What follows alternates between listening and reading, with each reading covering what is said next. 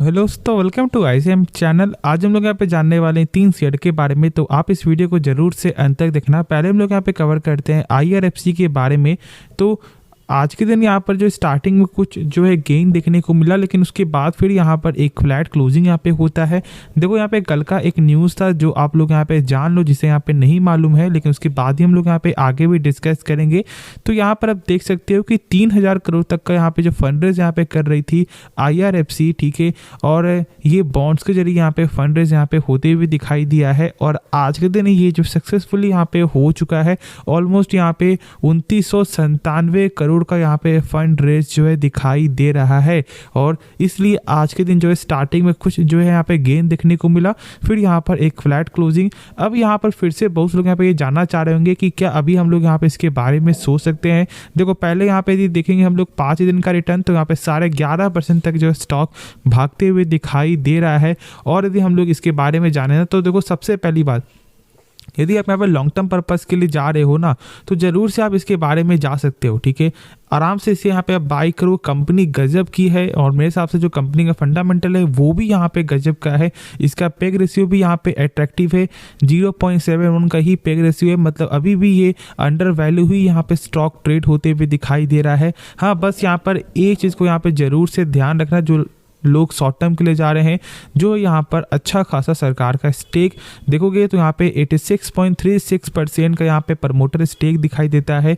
मतलब कि जल्द ही यहाँ पे ओएफएस आते हुए दिखाई देगा, लेकिन हाँ एक हाई प्राइस में ही ओएफएस आते हुए दिखाई देगा। तो यदि आपके पास अभी से स्टॉक है या फिर आपके पास एक सही प्राइस में स्टॉक है, तो ज़रूर से आप यहाँ पे डेफिनेटली होल्ड करके चलो। लेकिन जब ये स्टॉक अपना ब्रेक आउट लेवल लगातार ब्रेक करते हुए दिखाई दे, जब यहाँ पे 100 जाए, 110 जाए मान लो, तो फिर उस समय आप लोग को यहाँ पे फ्रेश एंट्री नहीं करना चाहिए। अभी आप यहाँ पे डेफिनेटली कर सकते हो, लेकिन स्टॉप लॉस को मेंटेन करना। यदि आप ट्रेडिंग पर्पज से जा रहे हो और इसे लॉन्ग टर्म के लिए जा रहे हो, तो बस यहाँ पे होल्ड करो, पेशेंस रखो। कंपनी जेन्युइन एक सही कंपनी है और पैसा बनते हुए दिखाई दे सकता है मेरे हिसाब से। लेकिन खुद से एक बार स्टडी करने के बाद ही कोई फैसला लेना। पैसा आपका है, रिस्क आपका है। अब यदि हम लोग यहाँ पे नेक्स्ट जो है शेयर के बारे में जाने, जिसका नाम है वेदांता लिमिटेड, तो आज के दिन यहाँ पे आपको 2% तक का जो है गेन दिखाई दिया है। देखो वजह यहाँ पे साफ है, ठीक। वेदांता की जो सब्सिडरी जो कंपनी है ना, उसका यहाँ पे डिविडेंड जो था वो था यहाँ पे डेट आखिरी, और इसके कारण जो है ना कहीं वेदांता पे आज के दिन जो है 2% तक का गेन दिखाई दिया है। और ऐसे कुछ भी यहाँ पे न्यूज़ जो है अभी फिलहाल देखने को नहीं मिल रहा है। मैं यहाँ पर एक चीज़ बता दूं कि देखो अभी टेक्निकल पे यदि फोकस करना चाह रहे हो ना, तो 290 के ऊपर ही आप इसके बारे में सोचना। यदि आप ट्रेडिंग पर्पज से जा रहे हो और ऐसे यदि आप लॉन्ग टर्म के लिए जा रहे हो, तो भी आप 290 के ऊपर ही सोचना। क्यों मैं ऐसा बोल रहा हूँ, देखो सबसे पहले यहाँ पे डर तो अभी आपको लगातार बना हुआ रहेगा। क्यों? क्योंकि यहाँ पर जो है जो भी स्टेक जो प्रमोटर के पास है वो सारा ही यहाँ पे अभी गिरवी में है, ठीक है। 100% यहाँ पे प्लेज जो है देखने को मिलता है। साथ देखोगे कुछ कंपनी का और भी फंडामेंटल, जैसे कि यहाँ पे रिटर्न ऑन कैपिटल एम्प्लॉयड, वो यहाँ पे सही है। 21% का यहाँ पे रिटर्न ऑन कैपिटल एम्प्लॉयड है। मतलब जो भी कंपनी अपने ऊपर पैसा लगा रहा है, वो पैसा 21% से यहाँ पे ग्रोथ करते हुए दिखाई दे रहा है। और जानते हो यहाँ पे आपको हाल ही में जो है डिमर्जर का जो न्यूज़ भी देखने को मिला। हाँ, उसे पूरा प्रोसेस होने में 8 से 9 महीने का समय जरूर से लगेगा, तो पेशेंस से यहाँ पे रखो। लेकिन जानते हो कि जब यहाँ पे डिमर्ज होगा तो कहीं ना कहीं यहाँ पे घाटा भी है, तो कहीं ना कहीं फायदा भी है। क्यों? क्योंकि यहाँ पे लोगों को एक मौका मिल जाएगा कि जो कंपनी में मतलब जो सेक्टर में उनको पैसा लगाना है, वो सेक्टर में वो पैसा लगा सकते हैं, ठीक है। लेकिन ऐसा हो सकता है कि बहुत सारे सेक्टर का जो यहाँ पे लिक्विडिटी बहुत ही कम हो जाएगा, क्योंकि यदि लोग उस सेक्टर को ज़्यादा यहाँ पे प्रेफर नहीं देंगे, तो फिर उसमें लिक्विडिटी जरूर से कम होगा। और ये कहीं ना कहीं देखोगे तो सही भी है और कहीं ना कहीं यहाँ पे खराब भी है।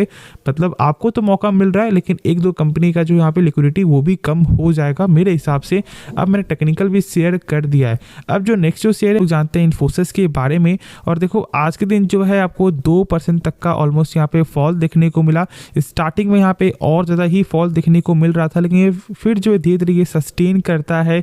और देखोगे ना, तो देखो एक न्यूज़ के कारण ये यहाँ पे फॉल देखने को मिला है। इसमें क्या यहाँ पे न्यूज़ था, देखो यहाँ पे न्यूज़ था इन्फोसिस के जो चीफ फाइनेंशियल ऑफिसर ने यहाँ पे रिजाइन दे दिया, और इसी न्यूज़ की वजह से कहीं ना कहीं यहाँ पर जो है आज के दिन जो सेंटिमेंट है वो यहाँ पर जो है डाउन की तरफ ही जाते हुए दिखाई दे रहा है। हाँ देखो, यदि कोई जा रहा है तो कोई यहाँ पे आ भी रहा है और यहाँ पर आ रहे हैं आपको जो है JSG, तो कहीं ना कहीं यहाँ पर आपको ये सब होता रहता है। लेकिन जानते हो कि यहाँ पे शेयर मार्केट हमेशा ये दिखता है कि जो आपके पास पहले से जो आपके कंपनी में जो काम कर रहे हैं वही उनके साथ हमेशा जुड़े रहे, जिससे यहाँ पे ये मालूम चलता है कि कंपनी का बॉन्ड यहाँ पे कितना मजबूत है। ठीक है, और इसलिए ऐसे जब भी कुछ यहाँ पर जो आपको रिजाइन का न्यूज़ आता है तो मार्केट यहाँ पे जो है रिएक्ट करता है, और इसलिए इन्फोसिस में आज के दिन जो है एक रिएक्शन देखने को मिला है। लेकिन ये कोई बेचने वाली कोई बात नहीं है, तो पैनिक में कुछ भी ऐसा डिसीजन यहाँ पे नहीं लेना चाहिए जो लोग यहाँ पे ये समझ रहे हैं। अब देखो यहाँ पर जो है जेफरीज ने एक टारगेट भी शेयर किया जिसके बारे हम लोग यहाँ पे जानेंगे, और उसके बाद फिर हम लोग इसका टेक्निकल भी अपने हिसाब से यहाँ पे देखने वाले हैं। जैसे कि यहाँ पे आप देख सकते हो कि यहाँ पे जेफरीज जो है वो यहाँ पे टारगेट दे रहे हैं 1650 रुपया पर शेयर का, मतलब अपने प्राइस के हिसाब से 11% अपसाइड का यहाँ पे टारगेट जो है जेफरीज यहाँ पे मेंटेन किए हुए हैं, और उनके हिसाब से ये टारगेट यहाँ पे जल्द ही जो है अचीव हो सकता है। अब यदि हम लोग यहाँ पे देखें अपने हिसाब से इसका टेक्निकल यहाँ पे क्या है, तो देखो पहला तो यहाँ पे जो सपोर्ट है वो यहाँ पे 1294 का लेवल।